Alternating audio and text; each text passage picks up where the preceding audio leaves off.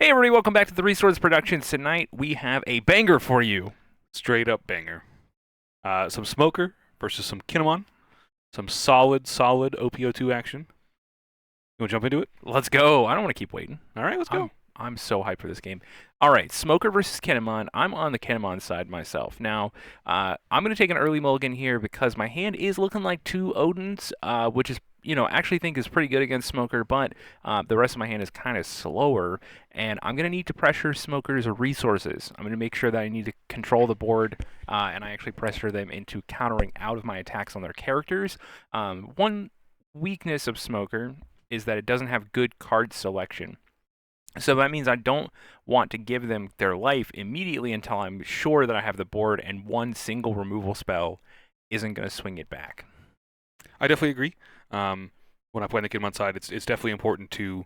You said Odin was important, and I think that is absolutely true. It's a difficult thing for them to remove, and when they do remove it, it's got the nice KO ability. But yeah, you want to be pressuring their creatures in a good way and have the good things that can attack that. From the Smoker side, I understand that as well. Here we're gonna try and be slightly more aggressive, Smoker. We want to finish the game before Odin really can run rampant against us. So we want to at times really use things like Borsalinos to block the way, but also can be decent attackers. Sakazukis can help clear the way of the Yokikus or the Yamatos that might be in the way, and making sure we can at least pressure his life so that he feels like he needs to use the cards in his hand to pitch out. At times that might be awkward for him. Okay, you're going to see me play Momonosuke here for one, with the intention of tapping it for turn two because I don't have anything good to put into play. I'm looking to pick up, Okiku, Yamato, anything like that. It's definitely going to be good for me to put that on the table. He's probably using his leader to attack into my Momonosuke, and that's pretty good for me. So Yeah, I definitely don't want you I to want to. be adding more cards to your hand, especially with Momo. You start adding some counter power or things like Yamato to help pressure the board. So definitely would be using a leader here to attack back at it. You see there, I didn't have very many good options, so I picked up Momonosuke, and we're going to play it down for one and tap it. And we can actually be a little bit greedier here with this tap ability because, again, his leader is going to be the only thing that he's using to remove my characters on the following turn. I don't think he'd want to pitch like Kobe or anything like that to get rid of Momonosuke, which means I'm going to pass back to me with a Momonosuke in play. I'm pretty confident in that, so I do just run the second one out and use the ability right off the rip. And I think that's fine. I agree. I don't want to be Kobeing here. That feels like a bad use of resources. I'd rather play to the board and get something decent on board like a Kuzan or a Borsalino. Would be nice here. If I had nothing else to really do, I could see playing Kobe just so that you can at least have some presence. You don't want to be passing again here, but I definitely think it's not optimal to do that.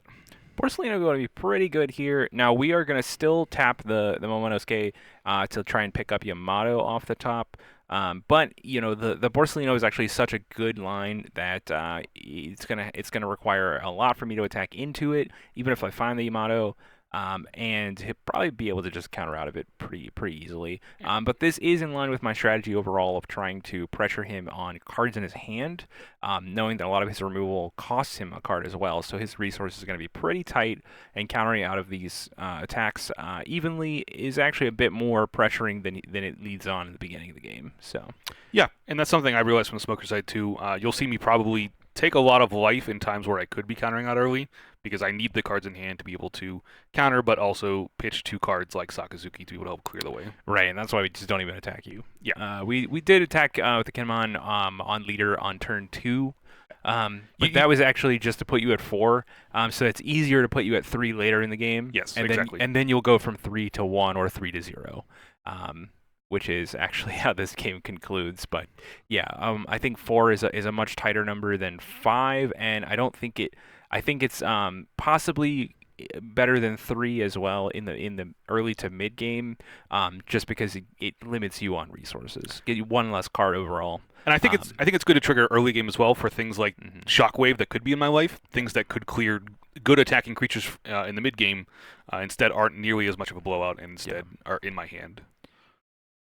Um, and here, we had a couple options. We could have done like a leader ability with a Kobe, but I wanted to commit a bigger body to the floor, and Well, Definitely let play the down the bodies hit the Sakazuki. floor. Sakazuki comes down and takes down Yamato. That Borsellino attack caught me off guard. I was not expecting the Borsellino to come sideways.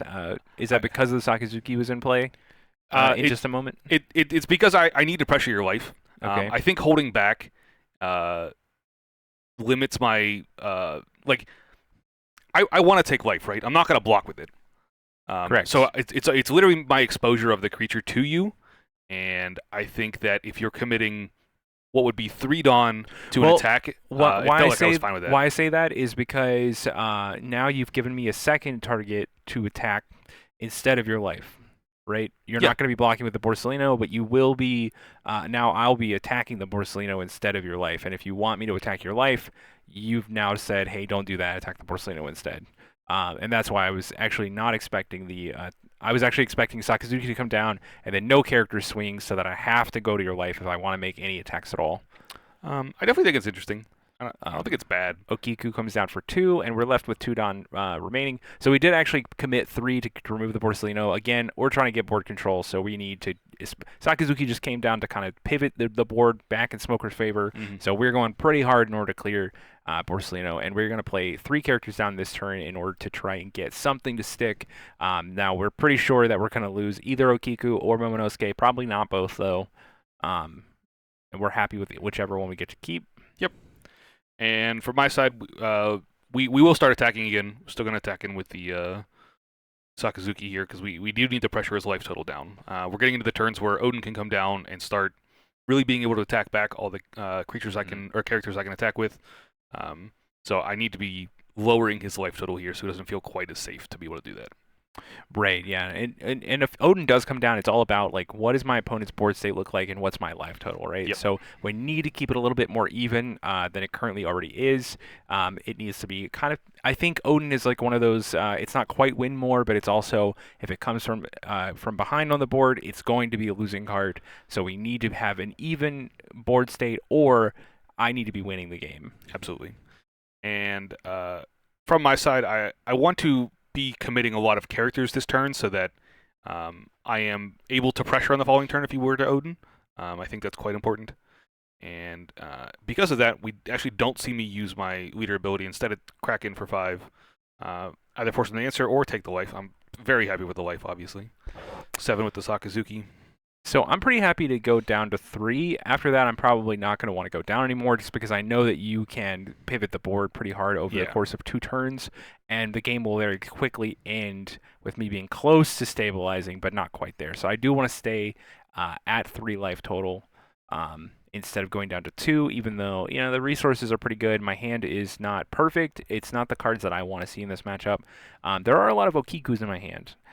To note. So if I wanted to go pretty aggressively on the 5Ks, I can. Now the issue is that the first Okiku swing most often is probably just going in as leader. And that's actually, I've already said, in my head for this game, that's not where I want to go. So whether that's right or wrong, it goes against my game plan, and I think going into these matchups, it's super important for you to have a strategy and stick to it and make sure that your lines are actually, sticking to your game plan as well. I think so, yeah. And now we're holding 2 Yamatos, Momonosuke. We could see a 3-drop killer. We were talking about that yesterday. Yeah. It turns out we did have one. Unfortunately, a it's single this one. matchup that I see it. We also have 2-drop killer. It's going to be a blocker for us, like kind of later in the game. Definitely important. Which one of the characters on my side are you really targeting with your attack if you're going to attack this turn? Okay, so we have the 7K Sakazuki, which always represents 2 cards out of my hand, right? Yep. We also have the 5-cost Garp, which is going to represent a character on the board dying, and we have Kobe, which represents you equipping Don to it and attacking me to get more cards out of my hand. Mm-hmm. So they're all 3 actually playing a very different role, and it for me to decide which one do I want to take care of, I need to play for that strategy, right? Yep. It wouldn't make any sense if I were trying to play Yamato on the table and then take out your Sakazuki, right? Like that it wouldn't do the thing I wanted it to do. I agree. So we need to attack the Garp, or we attack the Sakazuki. But do I want to defend cards in my hand, or do I want to defend the character on the table? Sure. And I think that's correct assessment. You definitely. I think that we were trying to go a little bit more aggressive with that attack. But because I tested you, I saw that you discarded 2K last turn. You've had, I think, a couple of 2Ks at this point. So I went 1K over in order to still be able to, or sorry, Yeah, 1K over in order to still Odin if the attack failed. But we went 1K over on the Garp swing. You countered out with a 2K. It was very fortunate, but it happened. it was. So now, okay, now we can't protect the cards in our hand, and we cannot protect a character on the board. So let's just establish Odin and make you play another card in order for Garp's ability to work. Yeah, I think that's fair. And since you did play Odin, I had planned for this anyways. I played a lot really heavy to the board to force a lot of stuff from your hand here. Yeah. And so now is the turn. Let's capitalize on that. We want to get this in before he's able to really flood out the board, and you'll see me attack in with everything here. Now I pitched the killer, even though it does actually have a target on the board. It could take out the Kobe for us, but it's also a lot of Dawn. And for the following turns, I need to be really, really Dawn efficient. And it might not even involve attacking the Kobe ever. So we need to make sure that the killer is the card we actually want to play. And if not, what are we discarding to this to counter out, or are we just taking the damage? I made the decision that I was not going to spend that Dawn to focus on the 3-cost Kobe. Instead, it was going to be to, making my attacks more powerful against your cards. Right. And I did an interesting line also of not attacking with the 5-drop Garp, realizing that my opponent does want to attack this. Yeah. So not exposing it to his Odin attacks because I'm not going to be able to get out of those. So I don't want this character to be gone. It's going to be really good later to be able to help deal with some blockers. So instead, he forces the issue himself by playing the Yamato 2-tapped on the Garp.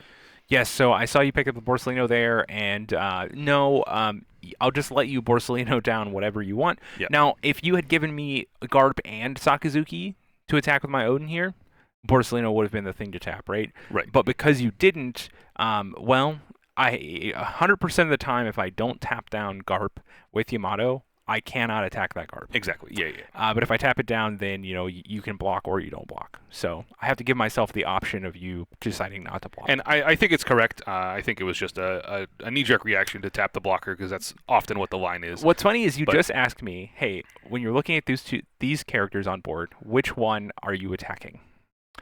And now with you and the Borsellino, you have the Borsellino and I have the Odin.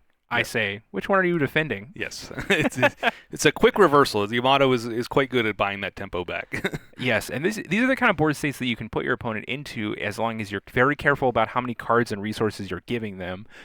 Because Smoker is a deck in set 2 that does not have Rush. Right. You can look at their board and count the number of attackers they have. Now, they can kind of surprise you when they kill your blocker if you only play one blocker.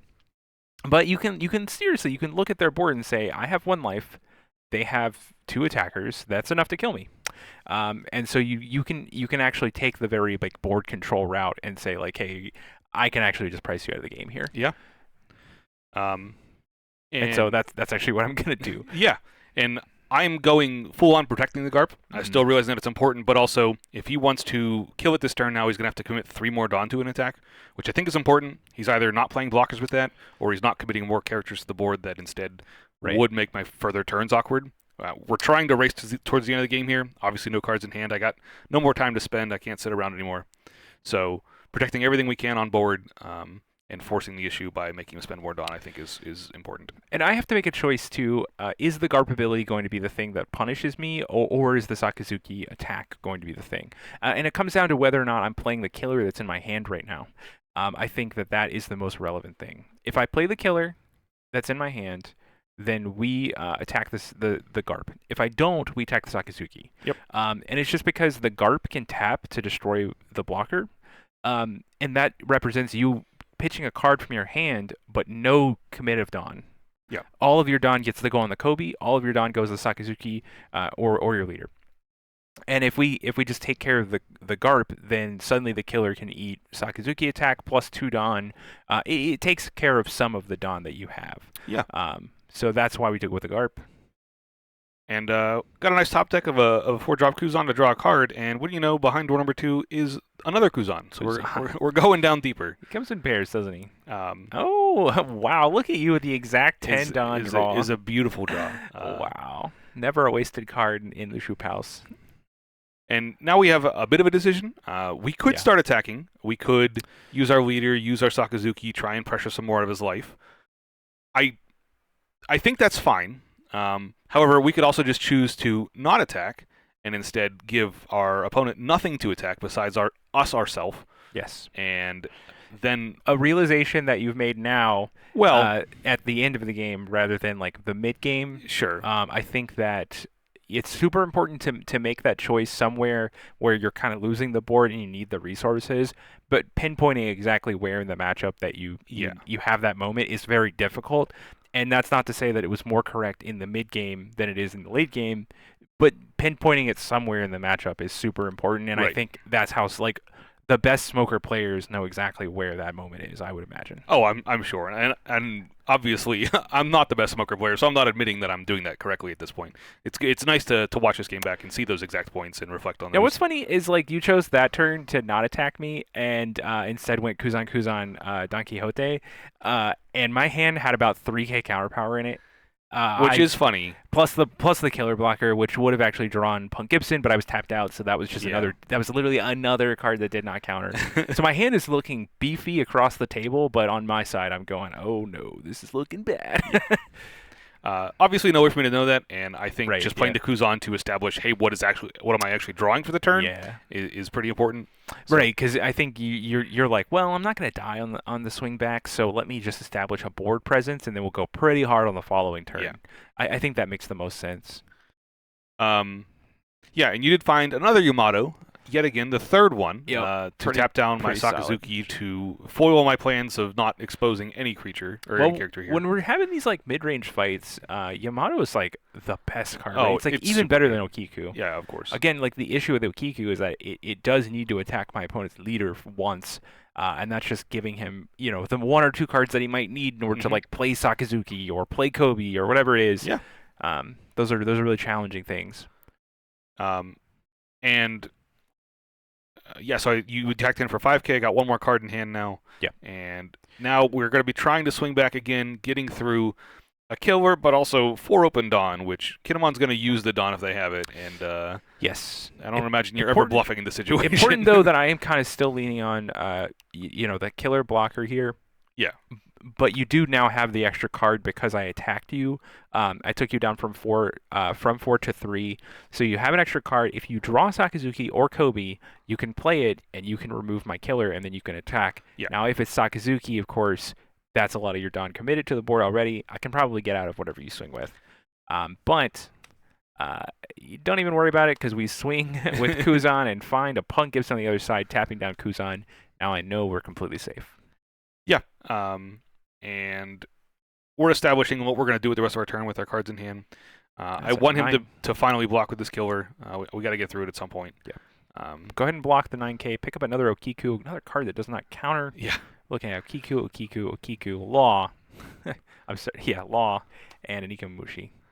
And then I'm just trying to figure out what the correct card to play is. I guess I go with the Kuzan for the extra card in hand to help counter out. And then establishing I shouldn't be attacking with Kobe. Don't want to expose it to another attack, I don't think. And just trying to make sure that I'm going to be alive the next turn. Right. We're staring down 5 different attacks. So getting out of any of them, we have to get out of 2 of them rather. So it's going to be difficult. What's interesting on my side is that I pick up. I'm gonna go face this turn. Yeah. Because I have an Odin swing, plus 2 Yamatos on the table, and you're down to 2 cards. Yep. So I'm feeling pretty confident that I can at least get you down to 0 cards, but I'm pretty comfortable that I'm going to win the game. So I take that line. Another option would have been to Nikomushi or Kobe and clear your board. You would be left with 1 Kuzan, but I would have a blocker. Yeah. And so it would come down to you basically just drawing Sakazuki exactly. Yeah, and that's obviously just a It's specific tough, draw. yeah. Yeah. Mhm. So I did find was it Meteor Volcano off the life there, so get a little bit of hand fixing to hopefully fix up what's going on. Attacking in for 7. This is now at a time where I could pitch out of it, and I could. It would still leave me with 1 card in hand, and I'm probably still dying to the rest of the attacks. So I opt to take this one and hope for something like a Shockwave to help tap down the other Yamato. Not that that's necessarily saving me, because the next few attacks are going to be gigantic with Odin, but definitely a consideration to say, hey, what's my out here? And I think my only real out would be to get something like a Shockwave. But it's another Meteor Volcano, so let's draw some cards. Yeah, I mean, and I'm looking at that and going, whoa, that's kind of powerful, right? Because you're drawing that card as if you were putting in your hand, Yeah. which is so good. But you're also filtering out cards that don't counter. Yes, So absolutely. one of the things that Black really struggles with is not having card selection. Well, in the critical moment of the game, where it matters the most, you actually did have card selection, did, which is so yeah. powerful. And we'll counter out of this attack. Another 7K across, but But now we're coming 12, yeah, 12. the writing's pretty much on the wall, and not a whole lot left here to really figure out. So take this one, untap it, go again, and look at it. It was the last card was the Shockwave, but ill-timed. Not the card when I needed it in a specific place. Not the one you want to see when your Yeah. opponent's board is all tapped down. But all right, but that is the game, and Odin does come across for lethal. So, all right, that was a pretty fun one. Had a good match. Those are always so tense for me because like Sakazuki can come down and just like pivot so hard. Yeah. Especially like when you're playing Okiku, cards like that, like it is a mid-range game. But Yamato does it right back, right? And that's yeah. that's something I think we definitely saw there. Yamato being able to tap down Sakazuki so that I can actually swing on it. It's a big deal. If I had Odin on the table, like Odin might take care of Sakazuki. Otherwise, it is a big deal. But here's the thing: that's still a 7K Sakazuki. Yeah, the body is really important. It's a lot for me to even get to 7K. And then of course it's pretty easy for you to get out of that. So yeah, I can look at it like, okay, this is going to get cards out of his hand for when I go for that Alpha Strike at the end.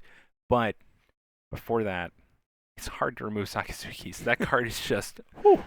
Yeah. The reason to play black. Sorry yes. about that. But also, that's it for us tonight, guys. Thanks so much for watching.